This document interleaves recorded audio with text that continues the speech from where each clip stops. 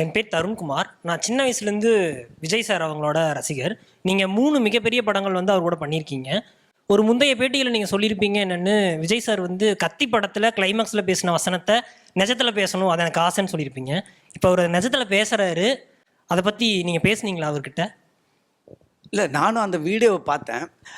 அது நான் யதார்த்தமாக சொன்னது தான். ஏன்னா விஜய் சாரை பொறுத்த வரைக்கும் அவர் ரொம்ப ரொம்ப சைலண்ட்டான டைப்பு. ரொம்ப முணுமுணுன்னு பேசுவார். அவர் பேசுறது அவருக்கே கேட்குதான்ற மாதிரி இருக்கும். ஸோ அதனால தான் நீங்கள் அந்த இன்டர்வியூவில் வந்து நீங்கள் அவருக்கு எதாவது சேலஞ்ச் பண்ணுறீங்களான்னு கேட்டதுக்கு, நான் அவ்வளோ லவுடாக பேசுவீங்களா அப்படின்னு சொன்னேன். ஏன்னா படத்துலேயும் பேசியிருக்காரு. அவரை பார்த்து நான் பிரமிக்கிற விஷயம் வந்து, அவர் செட்டு லைட்டில் ஒரு மாதிரி இருப்பார், வெளியில் ஒரு மாதிரி இருப்பார். அவ்வளோ ஒரு ஸ்பிளிட் பர்சனாலிட்டி மாதிரி பயங்கரமாக இருந்துகிட்ருப்பார்.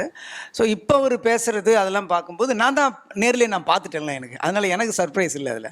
Hello sir. சார் இப்போ வந்து